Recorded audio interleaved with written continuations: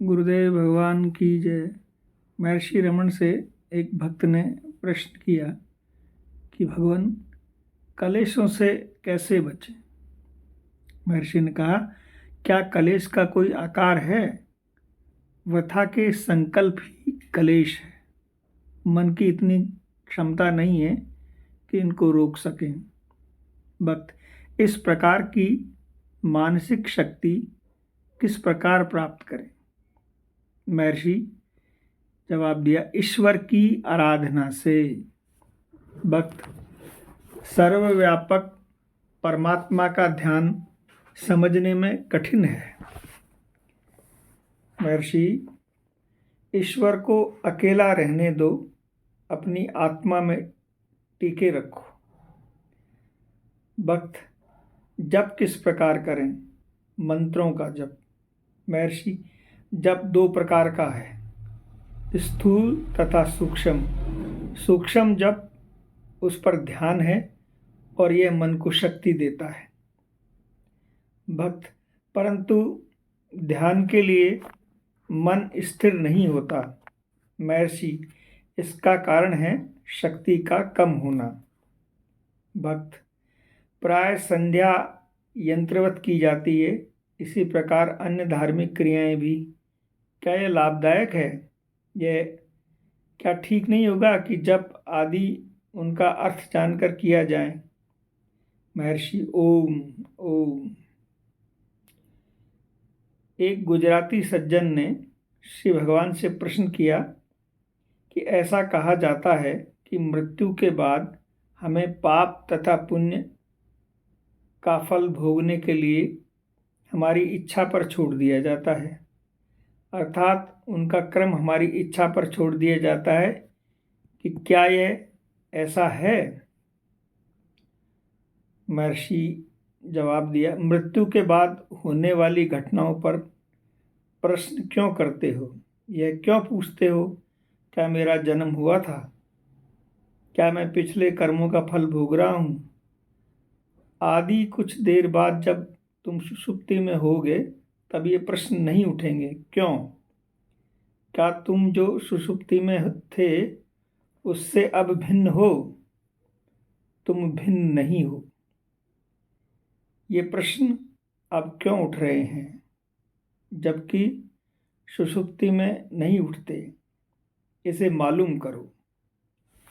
एक मध्यम उम्र का दुबला सा व्यक्ति हाथ में घूमने की छड़ी लिए हुए आया। आकर उसे श्री भगवान के समक्ष रख दिया। नीचे झुककर प्रणाम कर महर्षि के समीप बैठ गया। वह उठा और अत्यंत नम्रतापूर्वक छड़ी को चंदन की बताते हुए उसे भगवान को अर्पित करने लगा। श्री भगवान ने उसे स्वयं ही रखने की आज्ञा दी, क्योंकि जो कुछ भी भगवान का है उसकी संभाल नहीं हो सकती। आश्रम में समान संपत्ति होने से कोई भी यात्री उसकी आज्ञा अथवा बिना आज्ञा के लोभवश छड़ी ले जाएगा, तब देने वाले को अप्रसन्नता हो सकती है। फिर भी वह व्यक्ति विनम्रतापूर्वक आग्रह करता है। श्री भगवान उसकी आंतरिक प्रार्थना को अस्वीकार न कर सके। बोले, इसे भगवान के प्रसाद के रूप में रख लो। तब उसने प्रार्थना की कि एक बार श्री भगवान छड़ी ग्रहण कर लें, फिर उसे अपने आशीर्वाद सहित उसे दे दें। श्री भगवान ने लेकर उसे सूंघा और कहा, यह बहुत सुंदर है। फिर मस्तक झुकाकर संपत्ति व्यक्त की तथा उस व्यक्ति को देकर कहा, इसे रखो, यह तुम्हें सदैव मेरी स्मृति कराती रहेगी।